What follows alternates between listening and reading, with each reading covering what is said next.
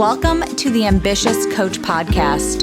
This is a place where driven, determined coaches learn how to get off the business growth struggle bus and learn how to build a wildly profitable online coaching business. I'm your host, Allison Henderson, corporate dropout to six-figure social media business coach. I'm going to show you how I've been able to create the business of my dreams organically, all through utilizing my social media platforms. So pull up a seat, take some notes, and get ready to see your life and bank account transform. Hello, and welcome back to the Ambitious Coach Podcast. Today, we'll be diving into handling common sales call objections and DM conversation objections.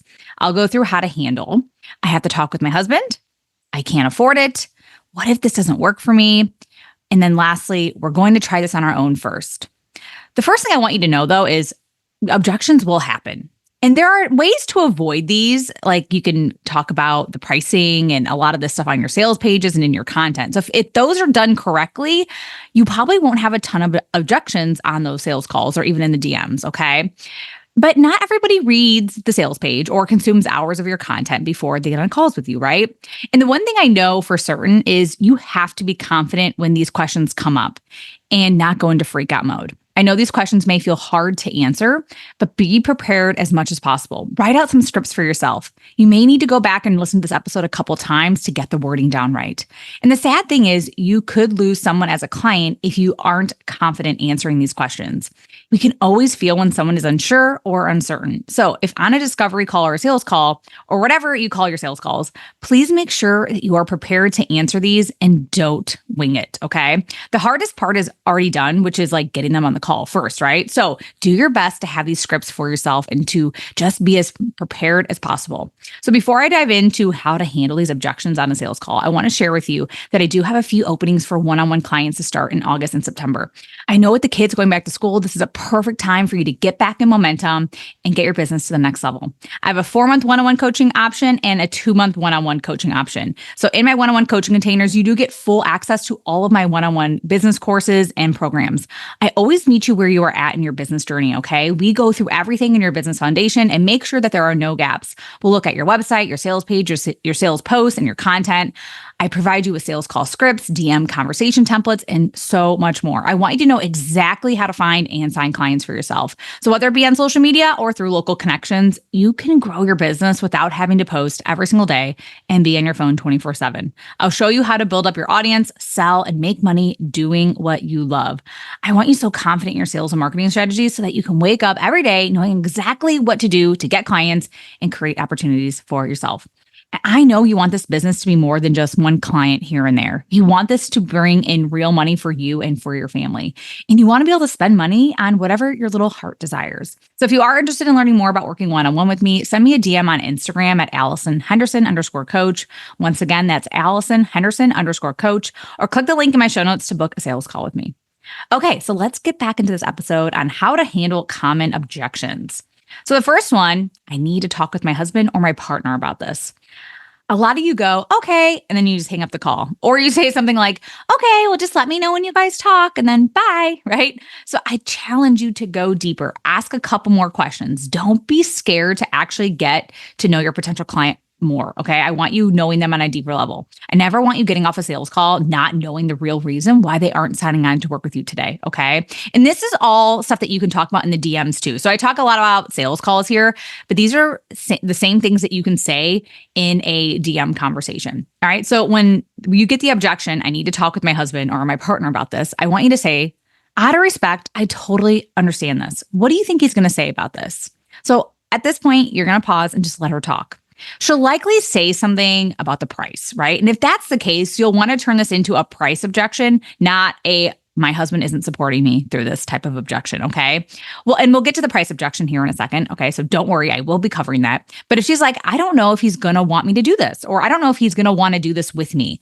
Since I know a lot of my audience who listens to this podcast are sleep consultants and mom entrepreneurs, he may be needed in the coaching process, right? So if that's the case, you'll want to ask, does he really know what you're going through right now? All right. So once again, does he really know what you're going through right now? These questions help you go deeper with your potential client. Open up the conversation to learn more about them and their role that their partner is going to be playing in this. You'll also see if their partner actually gets what this woman is going through right now. If a lot of your ideal clients are women, right? You'll see if they even communicate or if they talk often. The husband objection can definitely be an excuse to the other objections, like I can't afford it, or I'm not sure if this is right for me, or if I'm not sure if this is the right coach for me, right? You won't know until you ask though. Since you had them on the phone, don't be afraid to keep them on for a few more minutes and actually coach them through some of this stuff. You want them leaving that call and going to talk to their husband and knowing what to say to their spouse, right? And you aren't pressuring them or making them feel uncomfortable by asking more questions, okay? There's no need to pressure anybody on a sales call. Sometimes they just need to chat more about what their hesitations are and their concerns. And of course, let's be real, like a healthy relationship is all about communicating, right? So they might just want to actually run this by their partner before they decide to commit. And so after she finishes answering these questions, you can simply just say, I think you'd be a great fit for my program. Talk with your spouse, and I'll follow up with you in a couple days. How does that sound?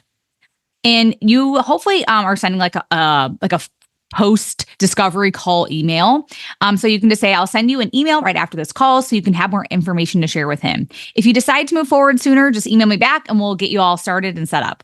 How does that sound? I always end my sales call, like questions, a lot of them with, how does that sound? Or how does that feel for you?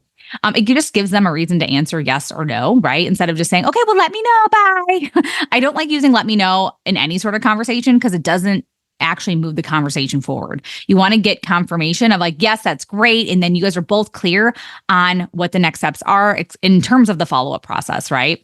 All right, so let's move on to the next objection. In my opinion, this is probably the biggest one is I can't afford it. So the best way to avoid this objection is by sharing the dollar amount and all the pricing info before the sales call. You can do this on your sales pages, your sales posts on social media, and in your stories, your discovery call pre-booking page, or it could be in an email confirmation that gets sent confirming that, hey, you booked this discovery call with me. All right. You'll have way less people on the call say that they can't afford it if they already know the price before the call, right? Simple as that. And I'm very transparent about my pricing because I want to get on calls with people that are ready, right? I want them moving forward fast. And I know personally, I don't get on calls with coaches unless I know what the pricing is, or at least a good ballpark of what the pricing could be. Okay.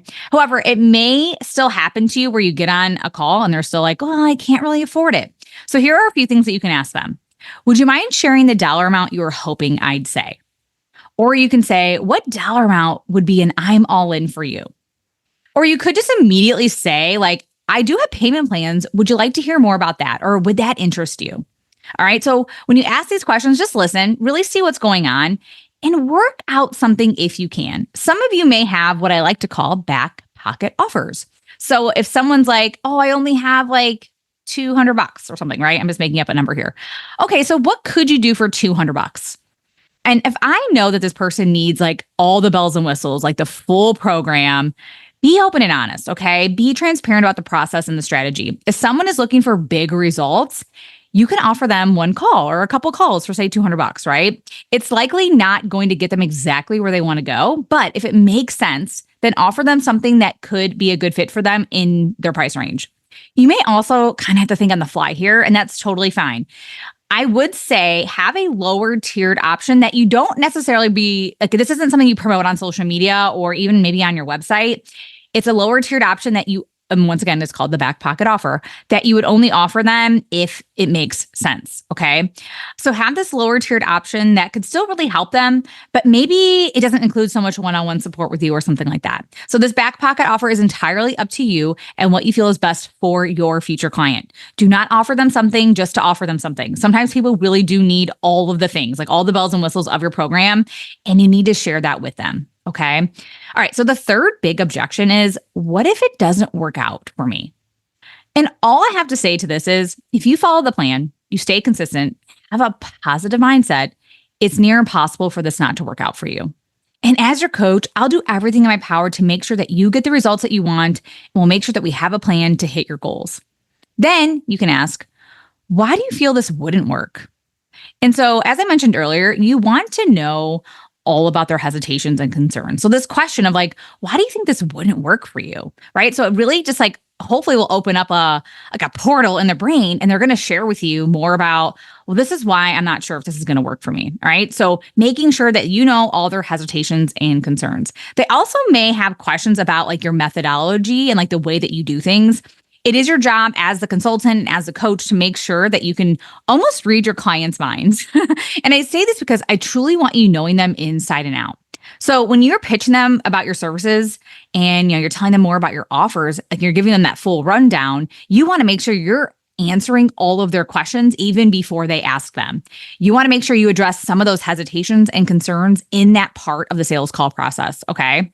All right. So lastly, let's talk about we're going to try it on our own first.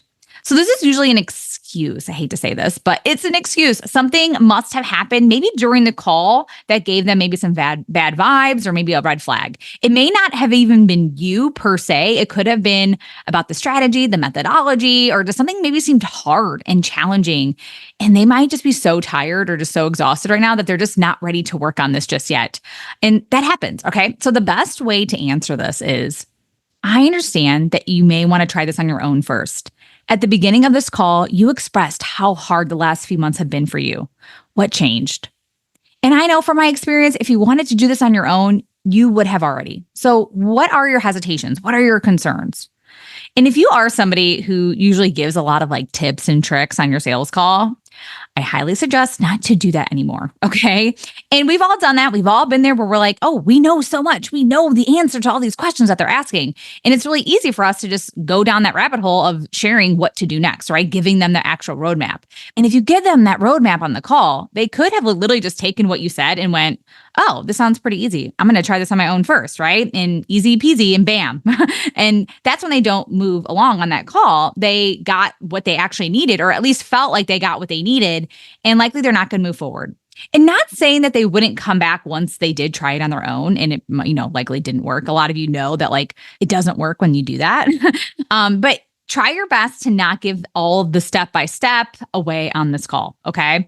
But I know it may be really hard for you to tell somebody that you don't want to answer their questions on this call, right? So if they do start asking you a lot of questions, you can simply just say, these are all great questions and will be the first things that we cover when we start working together. I'll write these down and we'll get to them on our first call. How does that sound?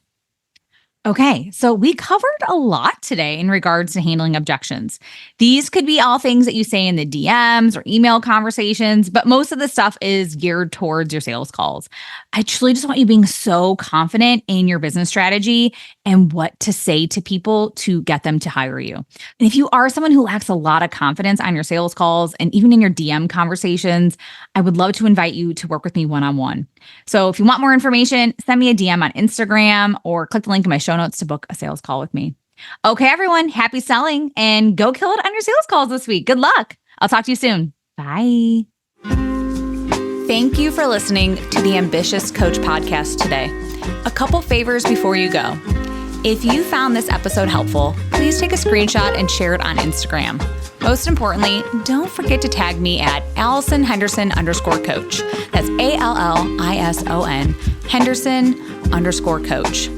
And lastly, please take a minute to rate this episode and leave a raving review on Apple Podcasts, Spotify, or wherever you tune in to listen. Okay, ambition is great, but it's time to get to work. Take action and commit to being 1% better every day. Once again, thank you for tuning in, and I will see you again next week.